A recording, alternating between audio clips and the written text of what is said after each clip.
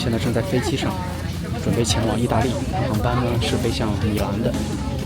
由于现在是圣诞期间，飞机上的人非常的多，我们准备出发吧 ，Let's go。意大利地处欧洲南部，由南欧的亚平宁半岛和2个位于地中海的岛屿西西里岛和萨丁岛组成。意大利是文艺复兴的发源地，同时也是世界上拥有较多世界遗产的国家。这次我将用7天的时间走遍意大利7个城市或者景点。由于时间和素材有限，我会把推荐的景点放在每个段落的结尾，大家可以自行选择观看。我现在正在米兰大教堂门前，感觉非常的宏伟壮阔。今天天气也非常的好，我们先进去看看吧。米兰大教堂是意大利著名的天主教堂，也是世界5大教堂之一，规模居世界第2，是仅次于梵蒂冈的圣彼得教堂，也是世界上影响力最大的教堂之一。它历时5个世纪，拿破仑曾在这里加冕，达芬奇为了这座建筑发明了电梯。米兰大教堂也是世界上雕塑和尖塔最多的建筑，被誉为大理石山。米兰大教堂不仅仅是一个教堂、一栋建筑，它更像是米兰的精神象征和标志，也是世界建筑史上和世界文明史上的一个奇迹。现在在米兰大教堂的屋顶，从屋顶望去，远处的风景是什么样的呢？登上塔顶可鸟瞰全市风光，在晴朗的日子里还可以看到远处绵延到马特洪峰的阿尔卑斯山脉。教堂顶部建有135座哥特式的大理石尖塔，上面均装饰有浮雕。Emanuele 2世是一座带顶棚的十字形拱廊街，拱顶走廊交汇于中部的八角形空间。顶部是一个玻璃圆顶，阳光透过玻璃屋顶照射在精致的浮雕和壁画上，泛着神圣的金色光芒。长廊内分布着时装店、咖啡馆、餐馆以及书店，各种奢侈品牌也一应俱全。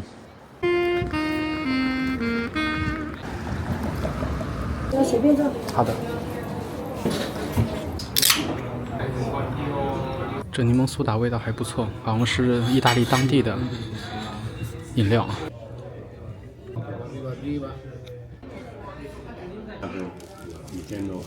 它的芦笋很新鲜，就这样面吧，还算可圈可点。斯福尔扎城堡是曾经统治米兰的斯福尔扎家族的居所，现在作为博物馆。整个城堡是方形平面，有一个大公园，四周围有高墙。古堡内有图书馆、博物馆、雕刻馆，收藏了比如达芬奇、米开朗基罗这种具有很高艺术和历史价值的作品。我现在到了这个叫 Navigli 的运河的附近，这附近都是各种各样的商店啊、小摊啊什么的。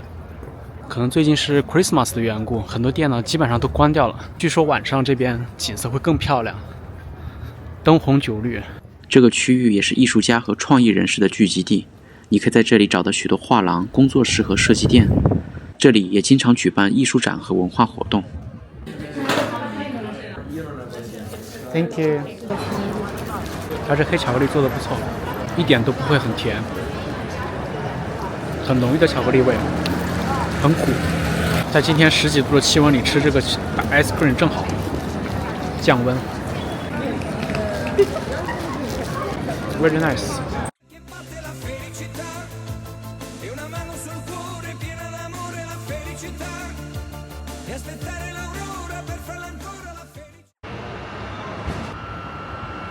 我现在正在米兰的Logoraido 的一个车站。现在是早上5点多，5点半左右。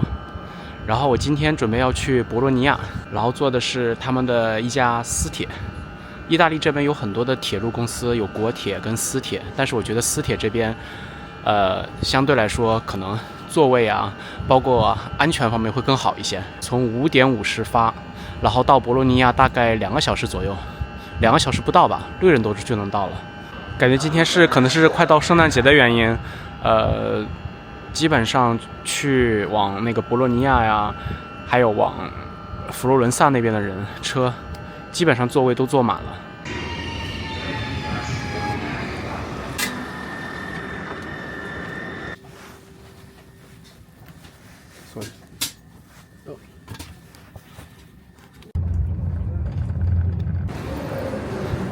现在是早上7点12分。感觉天还没亮啊！我已经到了博洛尼亚。博洛尼亚位于意大利的北部，以其历史悠久的建筑、美食文化和教育机构而闻名。中世纪的博洛尼亚好像有2个独特的癖好：建长廊、修高塔。各种各样的柱廊将道路连接在一起，构成别样的景致，同时也成为这座城市不可或缺的一部分。博洛尼亚并不大，从市中心的马焦雷广场到周围的圣佩特罗尼奥大教堂、圣斯德旺圣殿以及博洛尼亚大学几乎1天就能转完。马焦雷广场上的海神波塞冬塑像于1566年建成，青铜制的海神手里握着梨，下面有4个小天使，代表着风，脚下扶着4个体态丰盈的女海妖，象征着海洋形成之前4个有名的大陆。而波塞冬手持的那根3叉戟便是玛莎拉蒂标志的灵感来源，也显示着海神的威力。Hey, how are you? Hi. Good, good. How are you? Good, good, good. We can have lunch together if you want. Oh, okay. Of course, of course. Is this Yeah, camera. Yeah, it's a video. If you're happy with it. I'm a YouTuber, so I'm editing video. really? Yeah, for travel. Yes. 在中世纪，博洛尼亚人认为，高塔象征着地位与财富，塔的高度才能彰显他们的重要性。就这样，博洛尼亚曾经一度同时拥有140多座高塔。Yeah. 可高塔不像长廊一般持续至今，很快进入建塔的风潮就销声匿迹，又后来因为战争、地质灾害等原因，塔楼纷纷倒塌。如今现存的城市高塔也不过10几座而已，而其中最有名的当属市中心的双子塔，一高一低，左右倾斜，成就了这座独特的地标性景观。这2座塔建于中世纪约1169年，这是当时2家实力相当的贵族约定哪家塔建得更高、建得更快，哪家就获得领导权。结果加里森大家的塔因为基础不牢固而发生了垮塌，只剩下48米高，而阿西内利家的塔则有97米高，无意中形成了如今一高一矮、相映成趣的景象，成为博洛尼亚的名片。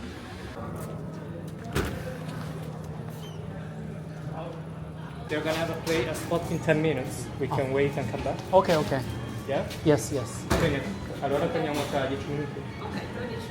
Ok, grazie. Oh, so this one potato. This is tomato. Yeah. That's great. Wow, it's great. It's like soup dumplings, smaller one. Thank you. It's quite good. Yeah. 托特利尼是博洛尼亚地区的传统美食，通常被填充肉馅、奶酪或者蔬菜，然后折成环形。传统肉馅版的托特利尼口味浓郁，面团光滑有弹性，提供了一个细腻的口感。当配以简单的调味，它的味道可以保持纯净和优雅，让馅料的味道成为焦点。当然，不同类型的酱汁可增加额外的味道层次，使它成为一道多变且令人满足的菜肴。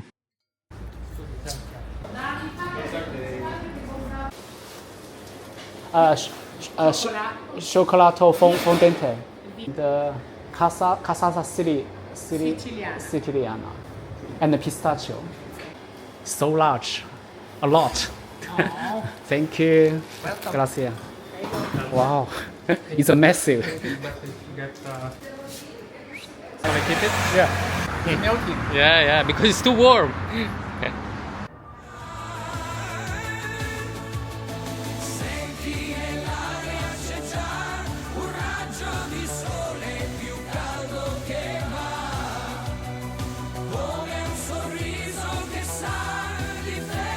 felicità。本来今天是6点45去佛罗伦萨的火车，计划比预定的要早提前，所以我就把车票改到了4点多钟的。现在是还有10分钟就要上车了，所以我就赶紧赶，往那个站台赶去。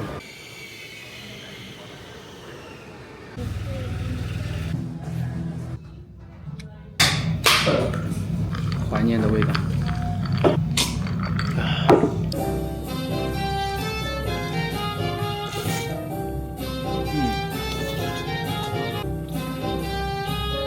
哇，他们的披萨做的不错，芝士跟那个汉姆搭配的很棒。披萨因为是现烤的，所以很 crispy。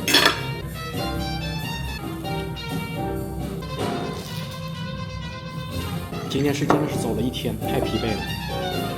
赶紧吃点披萨，正好给我补补能量。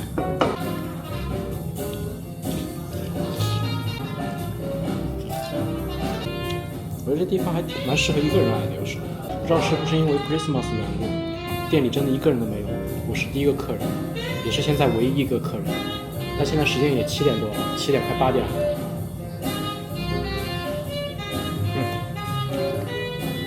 我想，可能昨天吧，人应该会比较多一些。然后今天很多人都回家了，都陪父母了，因为明天是圣诞节的前夜。我觉得来了意大利，颠覆了我对曾经披萨的认知吧。因为以前我在披萨上放了一大堆肉啊，这样那样的，感觉越简单的披萨味道反而会更好吃的，因为更分明一些层次。给拉西。据说这个提拉米苏是用啤酒做的，我倒很好奇尝试一下，味道怎么样？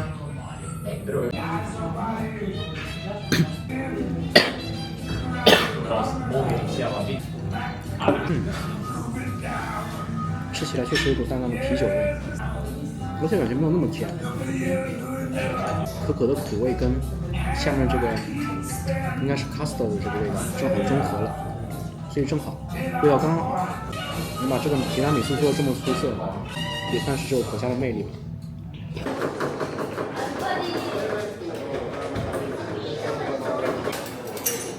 格拉西，很好吃，刚烤好的酥脆。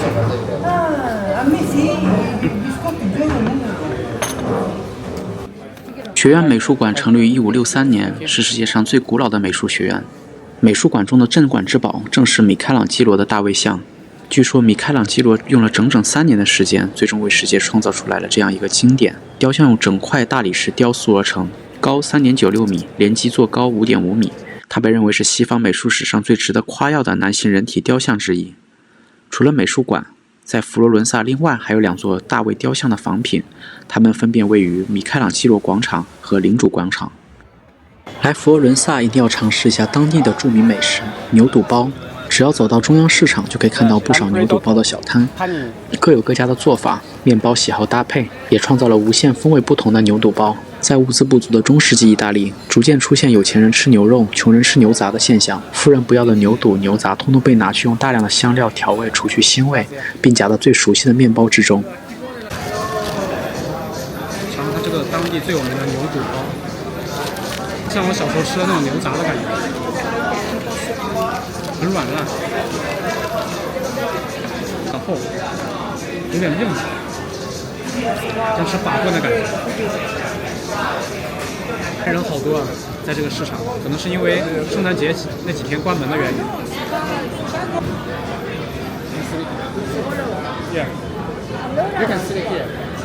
Ha detto di fumare a sedere. Si va perché ci lasci il tavolo. No, ci lasci, bisogna che uno. 乌菲兹美术馆是世界上最著名的艺术博物馆之一。这座宏伟的建筑最初是在16世纪由著名的建筑师乔尔乔·瓦萨里设计的。它最初的目的是作为法庭办公室。然而，随着时间的推移，这座建筑逐渐变成一个展示美第奇家族丰富艺术收藏的地方。从19世纪起，美术馆对外开放，成为了一个流行的旅游景点和艺术研究的重要场所。在这里收集了大量文艺复兴时期的艺术品，其中包括世界级的杰作。这里除了桑德罗·波提切利、列纳昂多·达芬奇、米开朗基罗的作品以外，也收藏了其他众多文艺复兴时期的大师，比如拉斐尔、提香、卡纳瓦乔和格列科的杰作。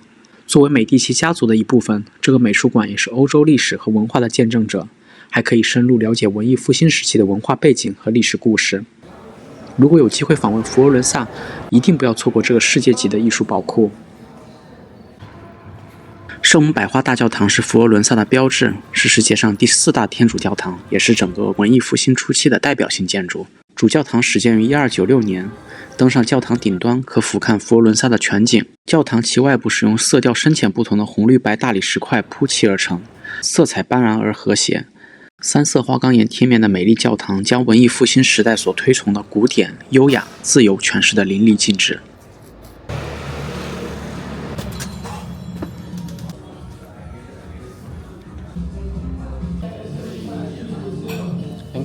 我点了一个牛排菲力，配着那个 green pepper， 其实就是花椒的感觉了，试试看怎么样。好嫩，它牛肉是做的是 medium rare 的感觉，配的这个青椒，不是，应该是 green pepper， 味道刚好。面包烤的也不错，很焦脆 ，perfect。我刚刚跟店员竖起了大拇指说，真的很棒，他们家做的牛。来佛罗伦萨的话，如果去一般评分4.5分以上的，一般来说都不太会踩雷，我觉得。它的 green pepper 因为是生的，所以不会那么辣。给大家看看这个肉，应该是 medium rare 的感觉，但是味道吃起来一点都不会很涩呀之类的，感觉非常的软烂。吃的现在感觉反正有点辣辣的味道上头了，估计是这个汤里的这个还放了很多黑胡椒的原因。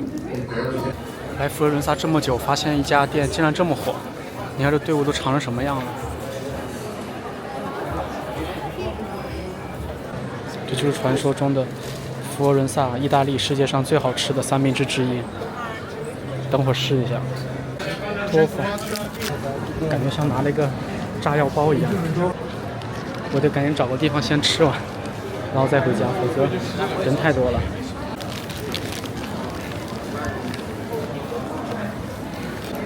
我点了这个是意大利的，然后意大利的汉姆，他说，里面放了番茄，还有他们当地的火腿，还有应该是山羊奶酪，还放了一点那种菜，像生菜那种感觉。这种感觉面包还是一样的很厚实，然后牙口不好的人肯定咬不动，我觉得。味道还可以啊，可圈可点。说实话，你要说有多惊艳吧，我个人倒没觉得，就是感觉一般的三明治店也能吃到的味道。但是11欧的话，能买个这么大的，我觉得，怎么说呢？据说是涨价了，以前没有这么贵。然后，如果是再便宜几欧的话，这么大的那个 sandwich 的话，确实还算比较划算的。我嚼了已经有15分钟了，感觉还剩大概1/4左右。我感觉吃完这一顿，应该晚饭是不需要，现在是下午，但是我觉得应该晚饭应该可以 skip， 或者说随便吃点就好了，真的太撑了。而且我感觉我的腮帮子快肿了，咬这个面包。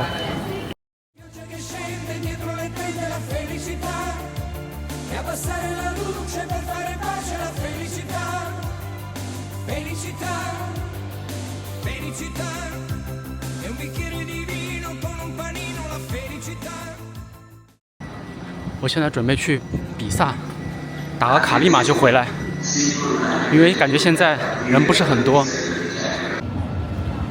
现在是前往披萨的路上，现在坐的是他们的国铁，国铁的感觉就跟之前我从米兰到佛罗伦萨或者到那个博洛尼亚的地方，火车感觉是不一样的，因为那个是私铁，这个是国铁。国铁的话，他们的座位一般是自由的，然后它没有指定的座位，然后相对来说，它的设备啊各方面的话也没有私铁伊塔罗那么好。总体来说还算比较舒适吧，可能是现在是 Christmas 期间人没有想象的那么多，还有蛮多工作的，像这个座位的感觉。大约1个小时之后我们就能到比萨，等会儿再见吧，拜拜。我猜估计来披萨的一般都是游客吧，我觉得人真的超多，天天全是中国人，说着各种方言的中国人。斜塔就在前方了，哇，感觉真的比我印象中的要斜很多。如果在中学学过物理的话，应该都听过这个伟大的科学家伽利略。他曾在比萨斜塔做了著名的自由落体实验。比萨斜塔被誉为中古世界的7大奇迹之一，拥有800多年的历史。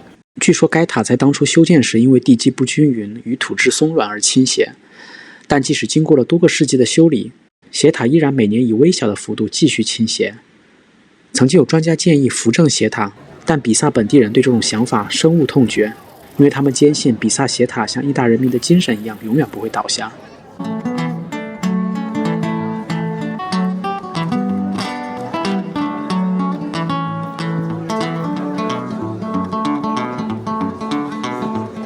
现在是早上5点左右，然后我今天要去五渔村，中间要在比萨转车，一共要2个小时，反正还蛮远的，听起来。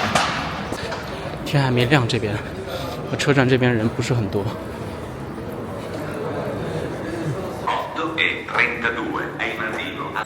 我现在刚刚买到了这个15欧元的这个 Daily Pass，24点之前在5个村庄之间往返。当然你也可以单独买了，如果你只是打算打卡一个地方的话，一般都是2欧3欧左右。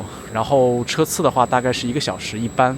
现在我打算第一趟去第一个村庄吧，是9点15分左右发车的，然后从这个地方上。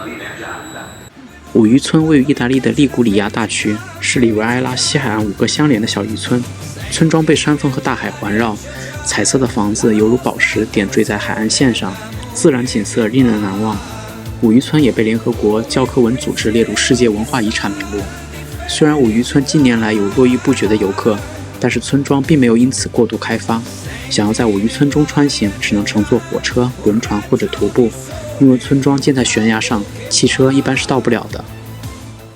大家好，我现在正在佛罗伦萨的火车站，我准备前往我这次意大利之旅的最后一个城市，罗马。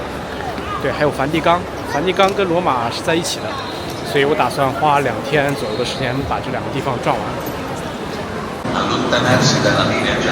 我本来是9点03的去罗马的车，但是感觉车晚点了，到现在为止那个车也没到，然后 platform 也没显示，然后一直在这地方等。我猜测是因为 Christmas 的原因，然后就是人流比较大吧，所以车就会很容易晚点。然后晚点了5分钟，还好。我现在赶紧上车吧，大概1个半小时到罗马，等会儿见。我赶紧去酒店放下我的东西，然后直接开启暴走模式。看过《罗马假日》的人一定知道西班牙广场这个地方，它位于圣三一教堂所在的山丘之下。广场的阶梯是全欧洲最长最宽的阶梯，一共135级，而且采用了花园露台作为装饰。观察坡道与大露台，就会发现它们彼此蛇形相连，分离后又重逢，构建了一种戏剧性以极为个性的移动方式。直线、曲线和多边形的路径交替出现。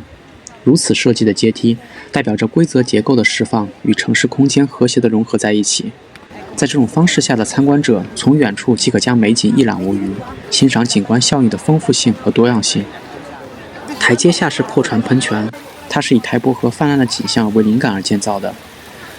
喷泉上方有一艘与路面齐平的船，再从破洞处缓缓地流出，形成如瀑布般的景观，宛如船即将沉没的模样，因此得名为破船喷泉。西班牙广场一定不要白天来，最好挑早上或者晚上来。看这么多人，许愿池也这么热闹，看看这人。特雷维喷泉也叫幸福喷泉，是罗马境内也是全球最大的巴洛克式喷泉。池中有一个巨大的海神，驾驮着马车，四周环绕着西方神话中的诸神。喷泉的主体在海神的前面，泉水由各雕像之间、海礁石之间喷涌而出，流向四面八方。喷泉建筑完全采用左右对称，在中央立有一尊被2匹骏马拉着奔驰的海神像。罗马人有一个美丽的传说，如果有人背对着喷泉，右手拿着硬币，从左肩上方向后投入水中，就能实现自己的愿望。1枚硬币代表着此生会再回罗马，2枚硬币代表着会与喜爱的人相结合，而3枚硬币则能让人讨厌的人离开。很多旅游者在喷泉边排着队往里抛硬币，就是被这座城市迷住了的证明。这哪里是许愿池啊？这比澡堂子还热闹。许愿池不要白天来，也许晚上来会比较好一些。我过2天晚上来看看。晚上来的话人稍微少一些，但还是蛮多的，这么感觉。这许愿池是24小时都不关的，所以如果真的白天没有时间来，或者人太多的话，晚上来也可以，来附近散散步，反正还挺热闹的。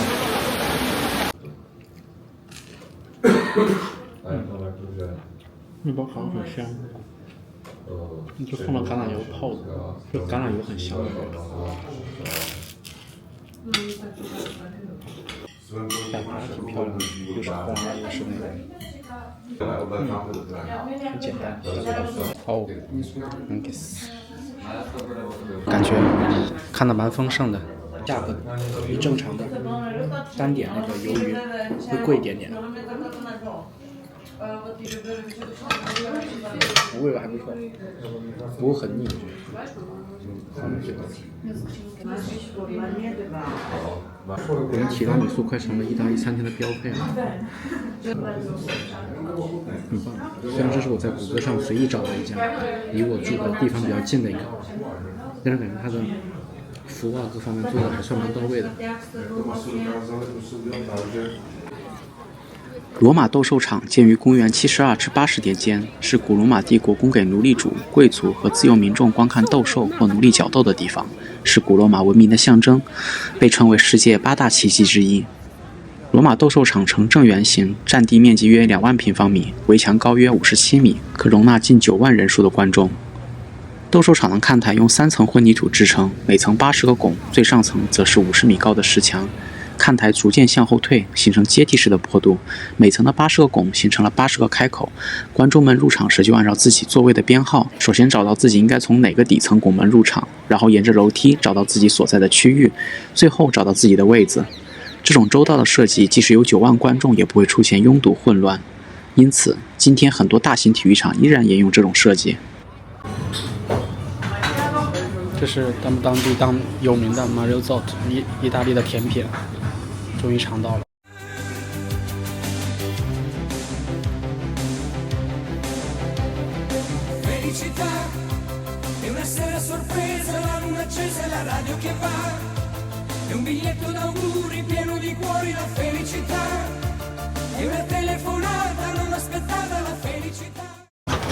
我刚刚坐地铁从那个罗马的中央车站坐到那个梵蒂冈附近的这个地铁站，然后走路大概再走几分钟就到了世界上最小的国家梵蒂冈。然后来这边的人也蛮多的，感觉游客啊什么的，尤其是那个梵蒂冈那个博物馆，如果你不提前买票，不提前几个月买票的话，如果是当天去排的话，估计要排几个小时据说。不过好在我昨天晚上虽然买了个比较贵的，但是走的是个 tour 的那个票，还有 guide 的话，还算是价格比较合理吧。然后现在准备往那个 museum 那边出发。通过这个城门，我相信就已经进城了吧，已经入国了，相当于。然后就来到了梵蒂冈，